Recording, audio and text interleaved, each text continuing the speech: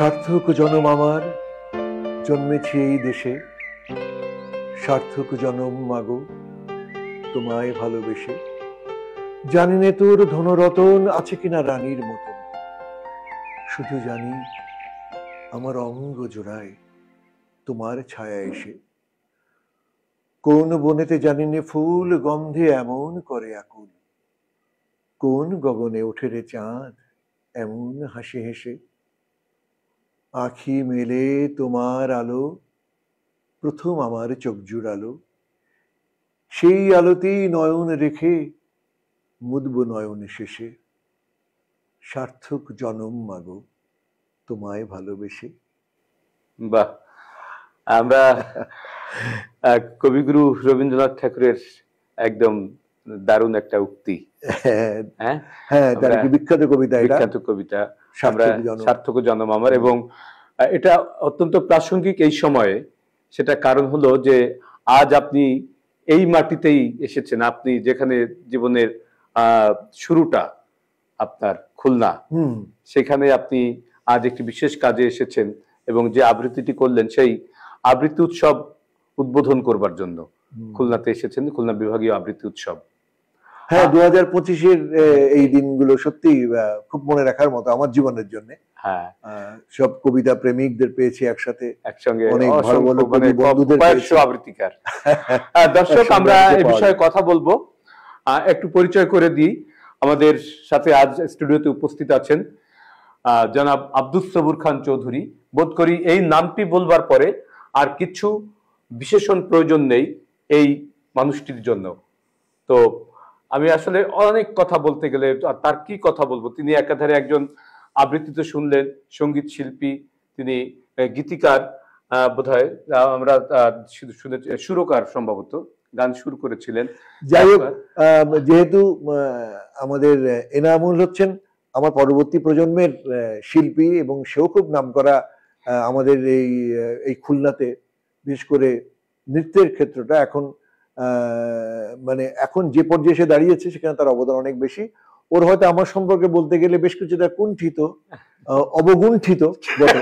তো সে কারণে আমি বলি, আমি আসলে বেতারেই কাজ করেছি এবং সেটা 1969 সাল থেকে আমি চট্টগ্রাম বেতারের সঙ্গে যুক্ত ছিলাম। 1974-এর শেষ দিকে আমি খুলনা বেতার কেন্দ্রে বদলি হয়ে আসি। আপনারা অনেকেই জানেন 1972 সালের 4 ডিসেম্বর খুলনা বেতারটি আবার নবরূপে প্রতিষ্ঠিত হয়, আবার নতুন করে চালু হয়।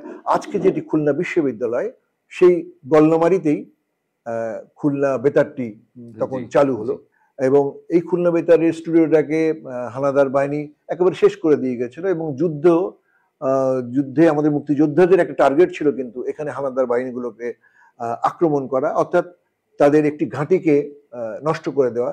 সে কারণেই খুলনা বেতার সেই সময় ধ্বংসের মুখোমুখি পড়েছিল।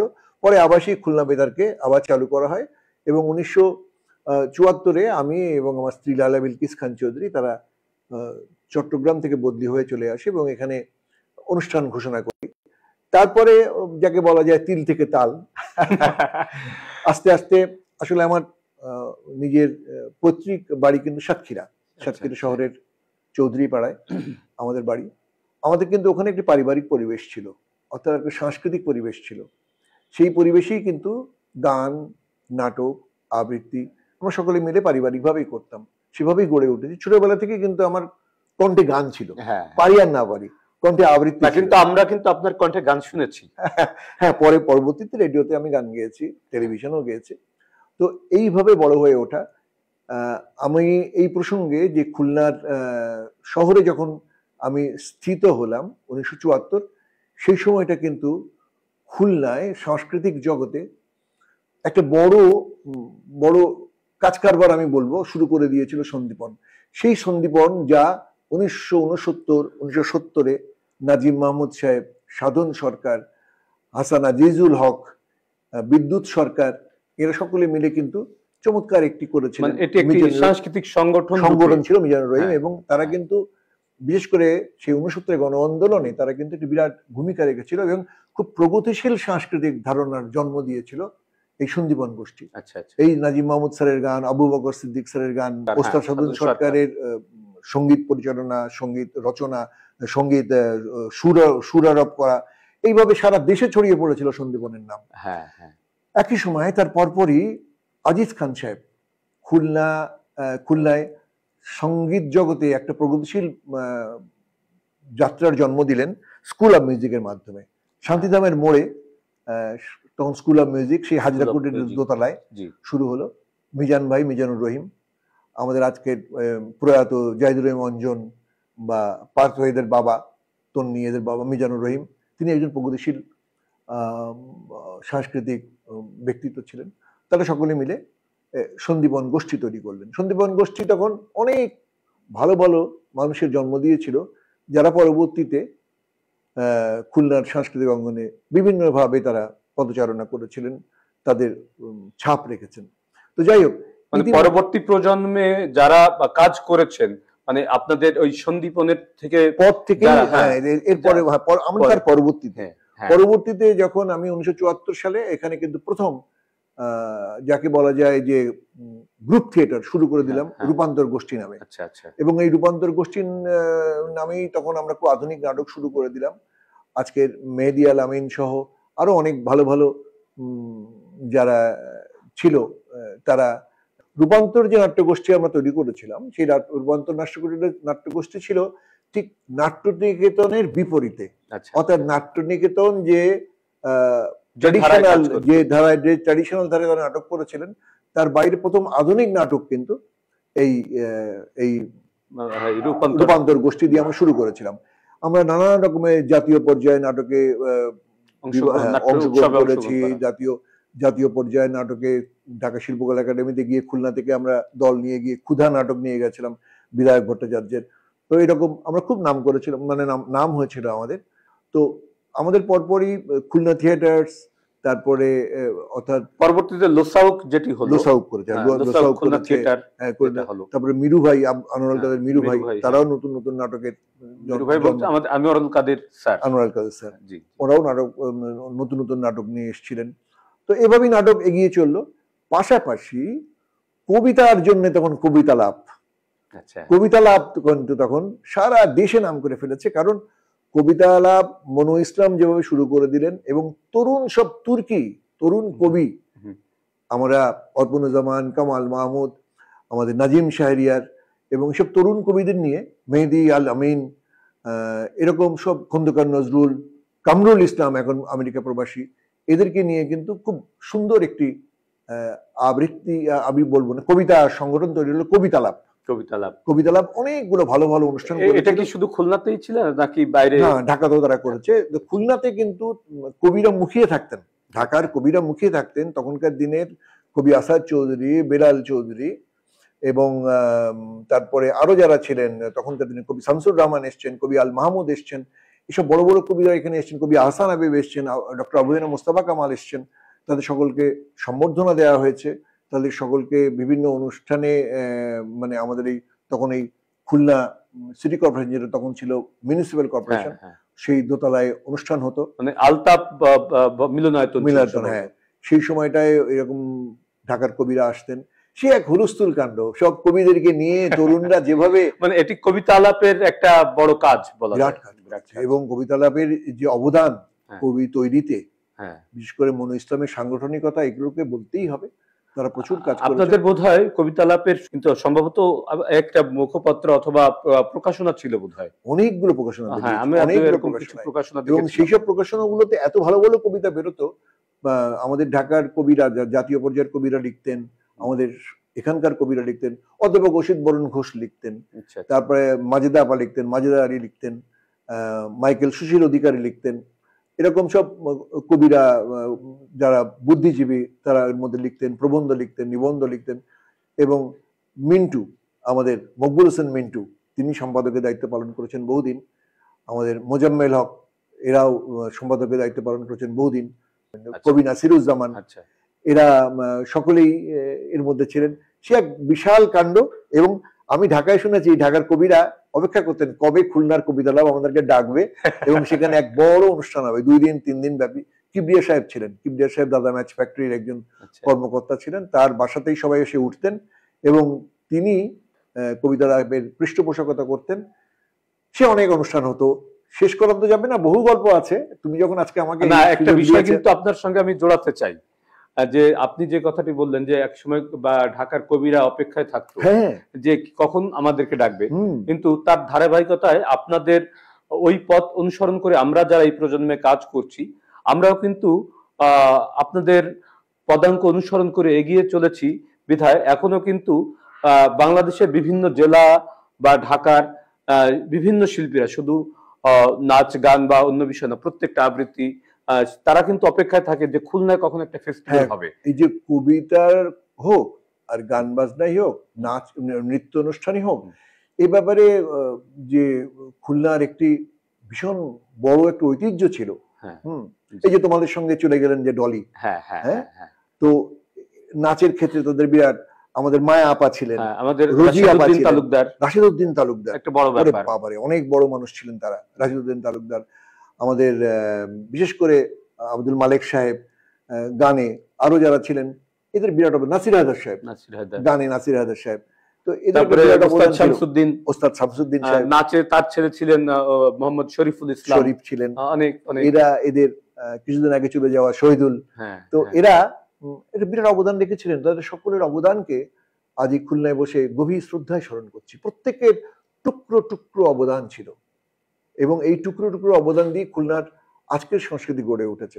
আমার একটা কথা খুব মনে পড়ে, যখন 1974-75-এ আমরা রেডিওতে ভয়েস দিতাম, তখন যারা ছিলেন, তো সেই আমলে তখন দেখতাম খুলনা এবং খুলনা পার্শ্ববর্তী এলাকায় সকলেই আকাশবাণী কলকাতা শুনতেন, কারণ তখন এটাই ছিল ট্রেন্ড, এটাই ছিল প্রবণতা। খুব ধীরে ধীরে আমরা কিন্তু একটা শ্রোতাদের দৃষ্টি আকর্ষণের জন্য আমাদের কিন্তু অনুষ্ঠানও নানা রকম বৈচিত্র্য আনা হলো, ক্রমান্বয়ে শ্রোতা কিন্তু চলে আসলো ডাইভার্ট হয়ে আমাদের খুলনা বেতারে। এরপরে সেই খুলনা বেতারের যে অনুষ্ঠানগুলো হতো, প্রথমে হতো 10 কিলোওয়াটে, 10 কিলোওয়াট থেকে আস্তে আস্তে বাড়তে বাড়তে সেটা 100 কিলোওয়াট হলো, এবং ক্রমান্বয়ে সেই গল্লামারির যে বেতারটার কথা বলছিলাম, শুরুতে বলেছিলাম, সেটা কিন্তু পরে নুননগরে বৃহৎ পরিসরে, বৃহৎ পরিসরে বড় স্টুডিও হলো। এর ট্রান্সমিটারটা অনেক বেড়ে 100 কিলোওয়াট হয়ে গিয়ে নোয়াপাড়ায় চলে গেল, 10 কিলোওয়াট থেকে 100 কিলোওয়াটে সারা দেশের মানুষ শুনতে লাগলো। ইভেন কলকাতা থেকেও শুনতো। কলকাতা কেন, ওদিককার আমরা এত চিঠি পেতাম যে আক্ষরিক অর্থেই বস্তায় করে চিঠি আসতো। তখন তো আর এইসব SMS ছিল না, বা এরকম যাকে বলা যায় যে ওই ছিল না, মোবাইল যুগ ছিল না, ইমেল ছিল না, তখন বস্তায় চিঠি জিপিওর সেই একটা পিকআপে করে আসতো এবং এসে নামিয়ে দিয়ে যেত। সেই বস্তাগুলো খোলা হতো, কারা কারা চিঠি লিখেছে ওদের নাম লিখে শর্টিং করা হতো ওরকম। আমরা কিন্তু একটা জিনিস অপেক্ষায় থাকতাম সেই সময়, তো আমরা বেতার মানে আমাদের কাছে একটা বড় স্বপ্ন তখন। যে বেতারে আমরা চিঠি লিখতাম ছোটবেলায়, অনুরোধের আসর ছিল, বিভিন্ন ওই অনুষ্ঠান, কখন আমাদের নামটা একবার বলবে। তাই ছিল, দারুণ কি একটা মানে একটা থ্রিল কাজ করতো ভিতরে। আসলে এনামূল চিন্তা করে দেখো তো, যে প্রয়াত অচিন্ত কুমার ভৌমিকের যে আয়না, আয়না মানে এত বিখ্যাত হয়েছিল যে ভারত বাংলাদেশ মিলিয়ে মানে এত বড় বিখ্যাত অনুষ্ঠান, খুব এত রম্য জীবন্তিকা, রম্য নাটিকা, 10-15 এবং জীবনমুখী 10-15 মিনিটের মধ্যে বিভিন্ন ইস্যু ভিত্তিক সামাজিক নানা রকমের বৈষম্য তুলে ধরা হতো। এবং সেই যারা অভিনয় করতেন, সেই হাসান আলী, আকরামুজ্জামান আকরাম, বিনা মজুমদার, সবাই এখন নেই আমাদের মাঝে, কেউ নেই। SM সরোয়ার হোসেন করতেন প্রযোজনা, তিনিও নাই, অচিন্ত দাও নাই, ভাগ্য ভালো যে এখন আমি আছি, আছে। তো যাই হোক, এইভাবে কিন্তু খুলনার সাংস্কৃতিক অঙ্গনটা গড়ে উঠেছিল। সেই সময় রেহানা আপা আসতেন, পরিচালনা করতেন, ওয়াদুদুর রহমান পান্না, এরা পান্না ভাই বাচ্চাদের অনুষ্ঠানগুলো পরিচালনা করতেন। এরা সব এক একটা মহিরুহ, এবং তারাই তৈরি করে দিয়ে গেলেন। মানে আমরা যেখানে দাঁড়িয়ে কাজ করছি, আজ যে কাজ, এই সিঁড়ি ধাপগুলো কিন্তু তারাই তৈরি করে দিয়ে, এখন আমরা একটা মসৃণ পথ পেয়েছি, একটা মসৃণ উঠোন পেয়েছি, এটা কিন্তু ওনাদের তৈরি করা। তবে এটাও ঠিক যে আমলে চট্টগ্রামে একটি স্বয়ংসম্পূর্ণ টেলিভিশন স্টেশন তৈরি হয়ে গেল, আমাদের খুলনার কিন্তু এটা পাওয়ার কথা ছিল অনেক আগে, কিন্তু সেটা কিন্তু তৈরি হয়নি। আমাদের খুলনায় কিন্তু একবার টেস্ট ট্রান্সমিশন হলো বটে, টেস্ট হলো, সবকিছু রেডি হয়ে গেল, তখন আলী ইমাম সাহেব দায়িত্বে ছিলেন সম্ভবত, সবকিছু হলো, কিন্তু কি কারণে এটা যেন আবার আলোর মুখ দেখলো না আমরা জানি না।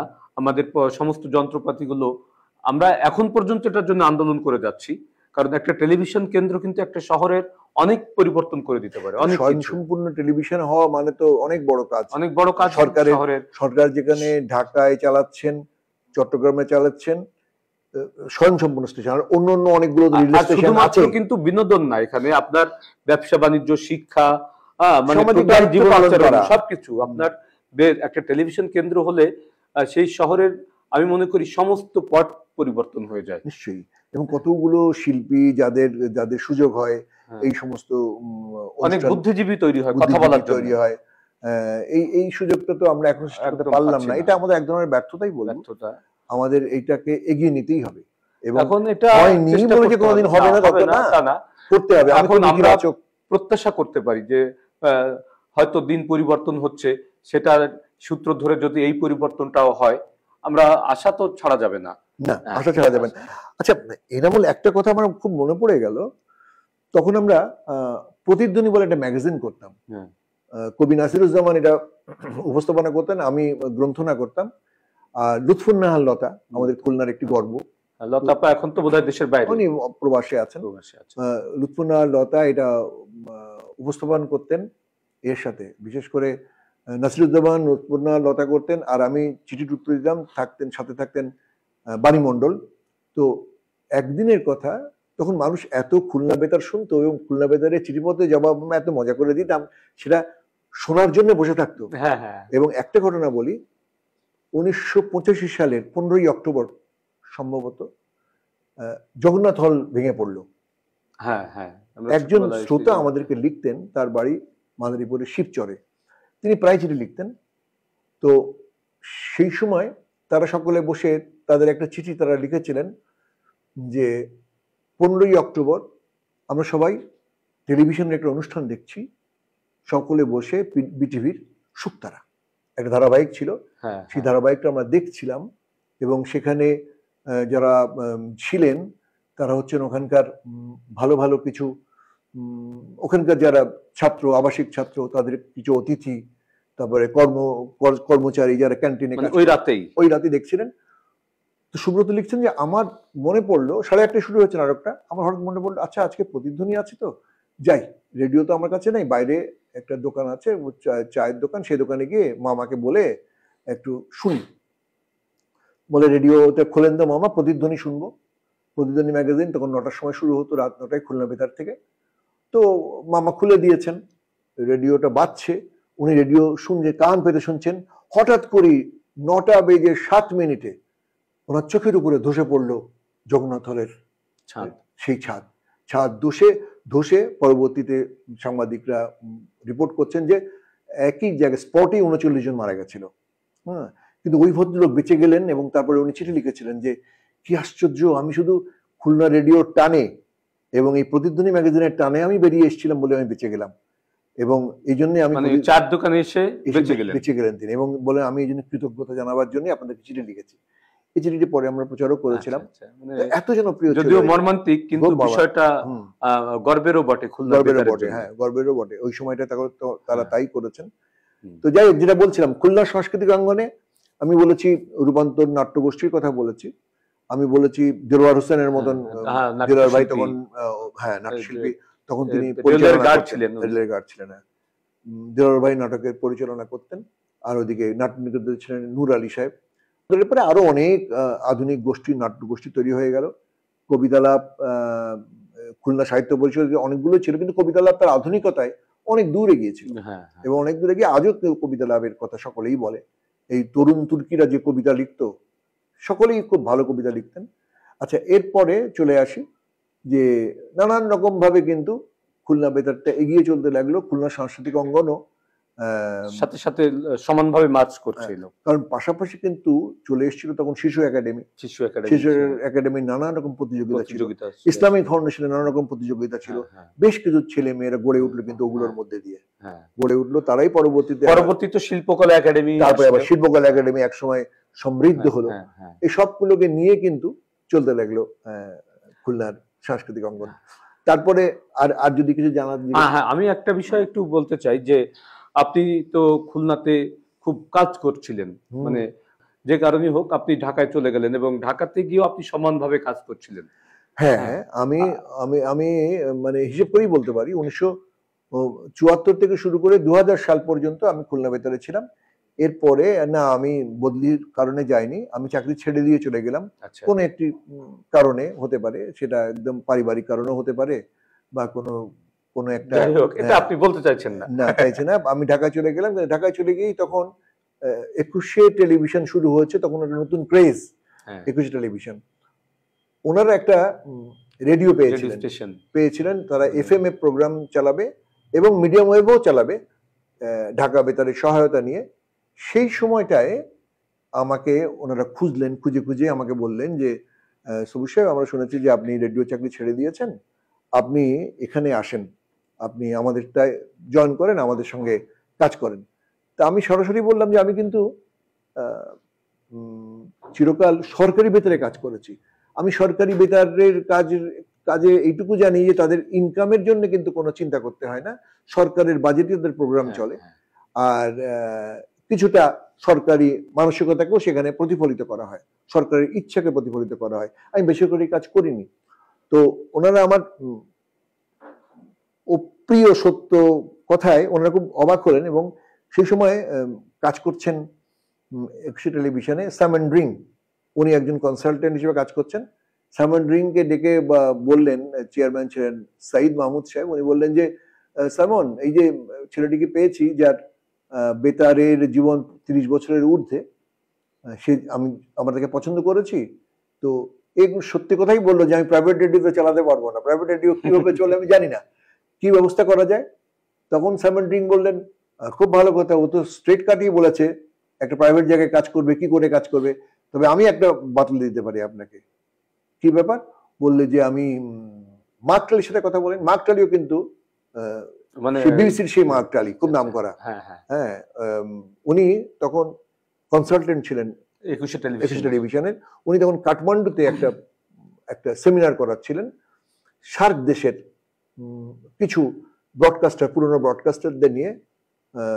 তারা ভারত ছিল, শ্রীলঙ্কা ছিল, ভুটান ছিল, মালদ্বীপ ছিল, বিভিন্ন ব্রডকাস্টারদের নিয়ে তারা FM এর কি করে চালাতে হয় শেখাচ্ছিলেন। তো সুযোগটা আমার ঘটে গেল।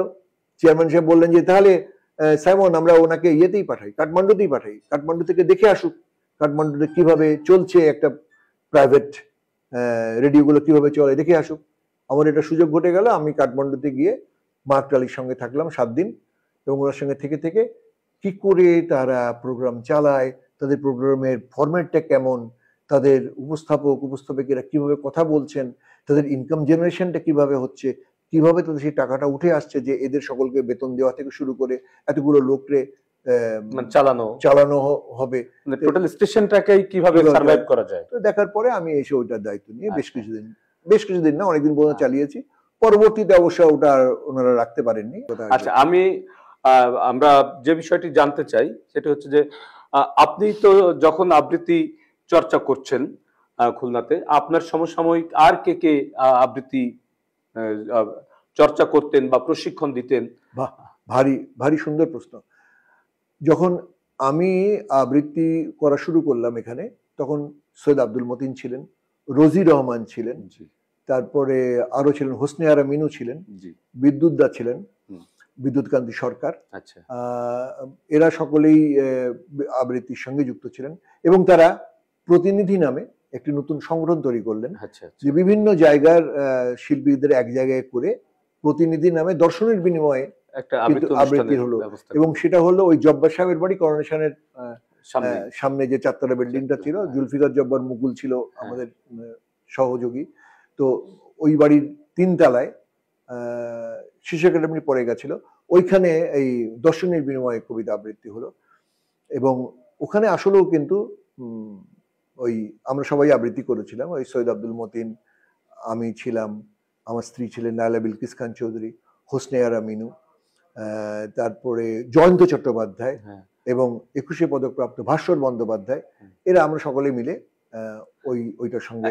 এই কথা প্রসঙ্গে একটা কথা বলি যে দেখেন, বাংলাদেশের যারা এখন আবৃত্তির মানে মহিরুহ বলতে পারি আমরা, যাদের ব্র্যান্ড নামের ব্র্যান্ডে আবৃত্তি চলে, তাদের কিন্তু অধিকাংশই আমাদের এই অঞ্চলের। হ্যাঁ, আমাদের এইটার জন্য তো উর্বর ক্ষেত্র হচ্ছে এই খুলনা। খুলনা, হ্যাঁ হ্যাঁ, এটা কিন্তু আমাদের জন্য একটা গর্বের ব্যাপার। এটা গর্বের ব্যাপার, হতেই পারে না? হ্যাঁ, এখান থেকেই মোটামুটি তাদের শুরু আবৃত্তির জন্য কাজ করা এখান থেকে। আচ্ছা, আমরা তাহলে শেষের দিকে চলে এসেছি। আজ যে প্রসঙ্গে আমরা কথা বলছি, আপনি খুলনায় এসেছেন একটি বিশেষ অনুষ্ঠানের জন্য, এই খুলনা বিভাগীয় আবৃত্তি উৎসব উদ্বোধনের জন্য 2025-এ, যেটি আজ হচ্ছে। আজ হচ্ছে 28 ফেব্রুয়ারি, এটা সকাল 10টায় উদ্বোধন হয়েছে এবং সেটির উদ্বোধক হিসেবে আপনি এটি উদ্বোধন করেছেন। তো এই যে আজকে সারাদিন আপনি আবৃত্তি শুনলেন, অসংখ্য আবৃত্তিকার, প্রায় 200 আবৃত্তিকার, তাদের আবৃত্তি শুনলেন, এখনো চলছে অনুষ্ঠানটি, আমরা জানি যে আমাদের পাশে অনুষ্ঠানটি চলছে। তো আপনার এইটার মূল্যায়নটা কি এই সময়ে এসে? আমি বহুদিন পর্যন্ত যেহেতু ঢাকায় থাকি এবং ম্যাক্সিমামই আমাকে ঢাকার পরেও আমাকে একটু বিদেশেও থাকতে হয় অধিকাংশ সময়, ঢাকার শহীদ মিনারের আবৃত্তিগুলো শুনি, টিএসসিতে আবৃত্তি শুনি, এবং যে সমস্ত রেডিওতে তো কাজই করি সেখানে তো সারাক্ষণই শুনছি। তো তাতে দেখি সেই তুলনা করে দেখা যায় এখন আমাদের খুলনার যে আবৃত্তির যা শুনলাম আজকে সারাদিনে, যেগুলো শুনেছি, আমার কাছে মনে হচ্ছে এরা অনেক এগিয়ে আছে, অনেক ভালো করছে। তারা বিশেষ করে ফিউশন করছে, যেগুলো কথার সঙ্গে গান, গানের সঙ্গে কথা, সেটার সাথে আবৃত্তি নির্মাণ, যেটা তুমি ভালো কথাই বলে, নির্মাণ একটা নতুন একটা কাঠামো তৈরি করছে তারা। এটা আমার কাছে খুব ভালো লেগেছে। আমার মনে হয়েছে যে হয়তো খুলনা ইউনিভার্সিটি থাকার কারণে, কুয়েট থাকার কারণে, অনেকগুলো প্রাইভেট ইউনিভার্সিটি হয়েছে, এরকম প্রচুর মেধাবী ছেলে মেয়েরা এর সঙ্গে যোগ দিয়েছে এবং তোমাদের মতো শিক্ষকরা আছেন এটার পিছনে বলেই হয়তো আমার তো বেশ উৎকর্ষতা আমার মনে হয়েছে, আমার লেগেছে ভালো। আচ্ছা, আমরা কিন্তু একটা উত্তরাধিকার সূত্রে আমরা একটা পথও কিন্তু পেয়েছি, একটা মোটিভেশনও পেয়েছি, যেটা আপনাদের সময় আপনারা আমাদেরকে দিয়ে গেছেন বা আরো যারা কাজ করেছেন। সেই উত্তরসূরি হিসেবে আমরা কি সফলভাবে এগোচ্ছি আপনার কাছে? আমার মনে হয়েছে খুব ভালোভাবে এগোচ্ছে খুলনার আবৃত্তি, খুব ভালোভাবে এগোচ্ছে। সেই ছেলে মেয়েগুলো যারা এখন আবৃত্তি করছে, এরাই তো একদিন বড় হয়ে এইসবের দায়িত্ব নেবে। তবে আমি একটি কথা বলতে চাই এনামুল, সেটা হচ্ছে যে আমাদের সকলের লক্ষ্য কিন্তু এক ধরনের আবৃত্তি করা, যেগুলো জাতীয় কবিদের লেখা। কিন্তু আমাদের খুলনাতে যে আবৃত্তি, যে কবিরা ছিলেন, আছেন, এখনো আছেন, আমাদের কামাল মাহমুদ, অর্পণুজ্জামান, সৈয়দ কামরুল, আমাদের নাজিম শাহরিয়ার, সৈয়দ আব্দুল মতিন, তারপরে আরো যারা রয়েছেন কবি, এদের অনেক ভালো ভালো কবিতা কিন্তু আছে। বাবুরাম সাপুরে, কোথায় যাস বাপুরে, এটাও যেমন দরকার, রবীন্দ্রনাথের কবিতাও যেমন দরকার। আমাদের স্থানীয় বা আঞ্চলিক কবিদের বিষয়টাও অনেক বিবেচনায় নেওয়া দরকার আমার মনে হয়। এটা আমাদের একটা ভালো একটা গাইডলাইন দিলেন আপনি। আমরা তার সেই কবিতা তো উৎসাহিত হবে না যে তাদেরকে যদি বলা যায়, তারপর অনেক ভালো লেখা তো আছে তাদেরকে বলতে হবে, খুঁজতে হবে, আমাদের তাদেরকে বলতে হবে যে আপনি বেছে দেন। আপনার কবি হাফিজুর রহমান একজন জাতীয় পর্যায়ের কবি, কবি নাজিম শাহরিয়ার একজন জাতীয় পর্যায়ের কবি, তারপরে অর্পণ মাহমুদ, কবি কামাল মাহমুদ, এরা সকলেই তো, এদের কবিতাগুলো তো অনেক কবিতা, অনেকে কিন্তু আঞ্চলিক কবিতাও লিখছেন, আঞ্চলিক কবিতা লিখেছেন। এটাও কিন্তু মানে ভাষার যে একটা আঞ্চলিক ভাষাকে তুলে আনার দরকার। হ্যাঁ, এই বিষয়গুলো আমাদের ভাবতে হবে। অনেক ভালো কথা। আমরা আসলে অনুষ্ঠানের শেষের দিকে চলে এসেছি। দর্শক, আমরা আব্দুস সবুর খান চৌধুরীকে আজ পেয়েছি একটি বিশেষ অনুষ্ঠানের কারণে। এই যে আজকের সারা দিন এবং খুলনার সাংস্কৃতিক কর্মীদের জন্য শুধু আবৃত্তি না, আপনি কিন্তু অ্যাজ এ হোল একজন সাংস্কৃতিক কর্মী বা সাংস্কৃতিক ব্যক্তিত্ব। হ্যাঁ, তো সেইখান থেকে আপনি খুলনার সাংস্কৃতিক কর্মীদের জন্য, আবৃত্তি শিল্পীদের জন্য আমাদের প্রতি আপনার কি দিক নির্দেশনা অথবা অনুভূতি যদি আপনি বলেন? আমি বলবো যে আমাদের এক ধরনের প্রবণতা আছে, সেটা হচ্ছে আগে কি সুন্দর দিন কাটাইতাম। আমি এটা তো বিশ্বাস করি না। আগে কি সুন্দর দিন কাটাতাম, এখন যে বাচ্চাটি করছে তার চোখে পৃথিবীটা কিন্তু খুব সুন্দর, তার চোখে কিন্তু আমার বাংলাদেশ বড় সুন্দর। আমরা কি কবে কি ঘি খেয়েছি তাই নিয়ে আমি বসে থাকতে চাই না। এদেরকেও সবসময় প্রাণবন্ত রাখতে হবে, সবসময় সময়ের সাথে চালিয়ে নিতে হবে। তাই আমার মনে হচ্ছে ওদের আবৃত্তি শুনে মনে হলো, সেটা আমি একটু গান নিয়ে বলার সুযোগ নেব। হ্যাঁ হ্যাঁ, অবশ্যই অবশ্যই, আপনি তো গানের শিল্পী, আমরা সেটাও শুনতে চাই। না, ওইটা আমি বলছি রবীন্দ্রনাথের গানে, মনে হলো যেন পেরিয়ে এলেম অন্তবিহীন পথ, আসিতে তোমার দ্বারে মনে হলো, মরুতীর হতে সুধা শ্যামলিম পারে মনে হলো যেন পেরিয়ে এলেম অন্তবিহীন পথ, পথ হতে আমি গাঁথিয়া এনেছি সিক্ত জ্যোতির মালা, সকরুণ নিবেদনের গন্ধ ঢালা, লজ্জা দিও না, লজ্জা দিও না তারে মনে হলো যেন পেরিয়ে এলেম অন্তবিহীন পথ। দারুণ দারুণ দারুণ, মানে তার মানে আমরা গানের মধ্য থেকে কিন্তু বুঝে নিলাম যে আসলে আমাদের খুলনার সাংস্কৃতিক অঙ্গনে বা শিল্পীদের অন্ধকারের পথ পেরিয়ে আলোর দিকে আমরা, হ্যাঁ, মরুতীর হতে সুদূর শ্যামলিম পারে, হ্যাঁ আমরা পৌঁছাবোই, আমাদের একদম। পৌঁছাতেই হবে আমাদের। হ্যাঁ, এবং এটা- আজকালকার ছেলে মেয়েগুলো খুব ভালো কাজ করছে, যাক, এটা আমার মনে অনেক হয়েছে, আশার কথা খুব শুনলাম ভালো আমরা। কাজ করছে। এই প্রজন্মের জন্য একটি একটি আশার বাণী হতে পারে। আমরা এবং এরা কখনো- তোমার কাছে আমি দাবি করব জি যে নৃত্যের যে কাজটা তোমরা শুরু করেছিলে আজকে থেকে কয়েক দশক আগে থেকে জি এখনো তুমি চালিয়ে যাচ্ছ, তোমার অনেক ছাত্র ছাত্রী শিক্ষার্থী তারা আজকে সুপ্রতিষ্ঠিত, হ্যাঁ তোমরাও তোমাদের আধুনিকতা দিয়ে এগুলোকে এগিয়ে নিয়ে হ্যাঁ, যাবে। আমরা চেষ্টা করছি। আপনি জানেন যে আম, খুলনাকে কিন্তু নাচের শহর বলা হয় সারা বাংলাদেশের মধ্যে, এবং খুলনার যে নাচের গতি এবং এর যে ভলিউম, এটা কিন্তু ঢাকার বাইরে, আহ, ঢাকাতে কিন্তু এক ধরনের পৃষ্ঠপোষকতা আছে, আছে, হ্যাঁ, সেটা বাদ দিলে, যেটা মফস্বলে যেটা নাই। সেটা বাদ দিলে কিন্তু ঢাকাও আমাদের কাছে কিছু না। হুম। হ্যাঁ, যদি এরকম দেখা যায় যে কোনো প্রতিযোগিতা হচ্ছে, সেখানে যদি 10টা পুরস্কার থাকে, তার মধ্যে কমপক্ষে 4টা খুলনার থাকে। হুম। সারা বাংলাদেশের যদি 6টা যায়, সহ খুলনার জন্য কমপক্ষে 4টি থাকে। হুম। সেটি আমাদের খুলনার ছেলেমেয়েরা চেষ্টা করছে এবং আমরা চেষ্টা করে যাচ্ছি। আর উৎসব হলে তো কথাই নেই, এখানে মানুষ আসবার জন্য হুমড়ি খেয়ে পড়ে। যে হুম। কথাটা আপনি বলছিলেন যে কবিতা আলাপের সূত্র ধরে যেরকম উৎসব হলে সবাই আসবার জন্য হতো, এখানে এখনো সেরকম উৎসব হলে সবাই আসার জন্য উদ্গ্রীব থাকে। তো আমরা আসলে সময়, আজকে আমাদের হাতে যেহেতু সময় কম, কখনো সুযোগ হলে পরে আবার আপনাকে পেলে আপনার গান শুনবো আমরা। এখানে হারমোনিয়াম থাকবে, আমাদের মিউজিক থাকবে, আপনি হ্যাঁ, হ্যাঁ, গান করবেন। এবং আরে আমি তো বন্দী হতেই সন্ধি করি সবার সাথে।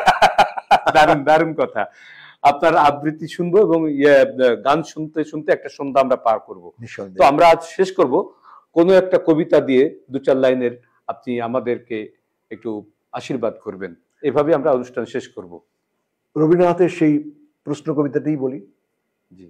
ভগবান তুমি যুগে যুগে দূত পাঠায়েছ বারে বারে দয়াহীন সংসারে, তারা বলে গেল ক্ষমা করো সবে, বলে গেল ভালোবাসো, অন্তর হতে বিদ্বেষ বিষ্ণাস, স্মরণীয় তারা বরণীয় তারা, আজিও বাহিরে দ্বারে, আজি দূর দিনে ফিরানো তাদের ব্যর্থ নমস্কারে। আমি যে দেখেছি তরুণ বালক উন্মাদ হয়ে ছোটে, কি যন্ত্রণায় মরেছে পাথরে নিষ্ফল মাথা কুটে, কণ্ঠ আমার রুদ্ধ আজিকে বাঁশি সঙ্গীত হারা, অমাবস্যার কারা, লুপ্ত করেছে আমার ভুবন দুঃস্বপ্নের তালে, তাই তো তোমায় সুধাই অশ্রু জলে, যাহারা তোমার বিষাইছে বায়ু নিভাইছে তব আলো, তুমি কি তাদের ক্ষমা করিয়াছ, তুমি কি বেসেছ ভালো। দারুণ, ধন্যবাদ। আমরা এই কথাই আসলে শেষ করতে চাই এইভাবে যে আমরা সবুর ভাই আমাদেরকে যে সময়টা দিলেন, এবং আমরা তার মতো মানুষ, আজ তিনি ঢাকা থেকে এসেছেন, খুলনার মানুষ, কিন্তু তিনি ঢাকায় থাকেন এবং ঢাকা থেকে একটি উৎসব উদ্বোধন করবার জন্য এসেছেন। তো আমরাও এরকম আলোকিত মানুষ হতে চাই প্রত্যেকেই। দর্শক, আপনারা আমাদের সাথে থাকবেন। খুলনা টিভি অর্থাৎ কে টিভি আপনাদেরই, আমরা একটা স্টুডিও করেছি, আপনাদের সহযোগিতা নিয়ে অনেক দূরে এগিয়ে যেতে চাব। আর সবুর ভাইয়ের মতো লোক যদি আমাদেরকে এরকম প্রাণবন্ত হয়ে উৎসাহ দেয়, তাহলে আমরা নিশ্চয়ই অনেক দূর এগিয়ে যেতে পারবো। তোমাকে ধন্যবাদ, এবং আমাদের এতক্ষণ যে শ্রোতা দর্শক আমাদের সঙ্গে ছিলেন তাদের সকলকে ধন্যবাদ, এবং আশা করছি সকলেই আমাদের এই তরুণ সম্প্রদায়কে সহযোগিতা করবেন আজকের যে খুলনার যে অগ্রগতি তাকে আরো বেশি বর্ধিত করার জন্য। ধন্যবাদ। ধন্যবাদ, ভালো থাকবেন। ধন্যবাদ প্রিয় দর্শক, আজ এখানে